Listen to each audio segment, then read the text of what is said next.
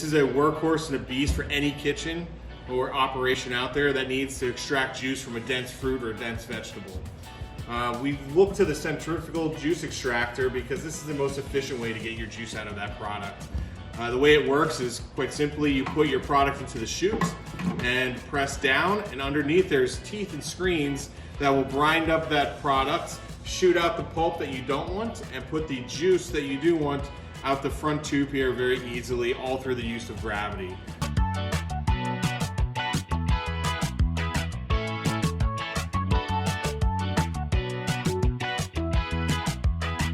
When the juice extractor is broken apart, we have the lid or cover, which has the top of the chute, which will guide the pulp for you. We have the ring that holds it into place and also has the guiding chute on the bottom to guide the pulp. You have your giant 12-quart pulp collection bin, which is great so that you don't have to keep emptying it every couple of minutes. You can keep going through your juice process during the busy time without worrying that you have to empty this every couple of minutes. You have your plunger to push the fruit down, your bowl to catch the juice with this spout, which I like the feature that you can turn it up and down when you're not using it, that way it's not dripping all over your counter. And the most important piece, this is your grinding plate and your screen.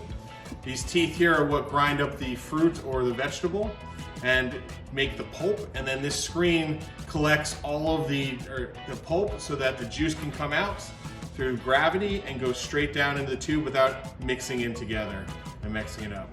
Very easy to clean, very easy to operate and put together. So let's go ahead and put it back together and start juicing. All right, let's get to juicing. So first thing we need to mention though is we have a safety feature built into this unit. Since it is a centrifugal juicer, there's a lot of G-forces going on in the spinning of the basket. So we made sure we put a nice locking arm here to secure the unit and make sure that it's safe for operation. Otherwise it could come apart, being that the mechanics of it are designed for high force. We want to make sure that our users are safe when they operate this machinery. So again, make sure your locking arm is secure, and then we're going to simply turn it on and get juicing.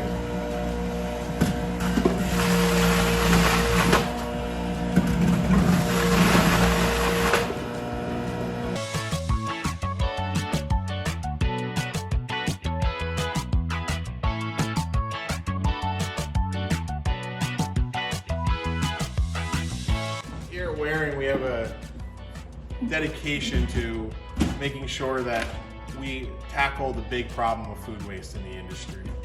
And this is one way we see that we can help with that, by showing chefs in the industry how to use these co-products, such as the pulp from a juice extractor, to get more out of their product and not put this in a trash bin or a compost bin. Because at the end of the day, all of that has flavor. It's nice and dry already, so it won't take too long to dehydrate. What we're simply going to do is take our pulp, spread it out on one of our dehydrator trays, and put this in our dehydrator so that we can turn it into a myriad of different ingredients. Because as I said, this has a ton of flavor still in it. And now I can take this and I can dry it out and make a flour out of it to make a batter. I can make crackers with that. I can make cakes with that. I can make waffles with that, pancakes. Sky's the limit. I can also take this and dehydrate it into a nice powder and mix it with salts or sugars and make seasonings. The sugars I can use to garnish a creme brulee or to put into a carrot cake. All of it at the end of the day will mean that I have next to 100% yield off of the product I paid for already, which at the end of the day makes your operation more profitable. It also helps our planet, because this stuff takes forever to break down in a landfill, and our landfills are filling up. So it's time for us as chefs to take an action to use everything we purchase and put it on the plate. This is one way we see of doing that. So thank you for joining us today. I'm Dusty Lee, and stay thirsty.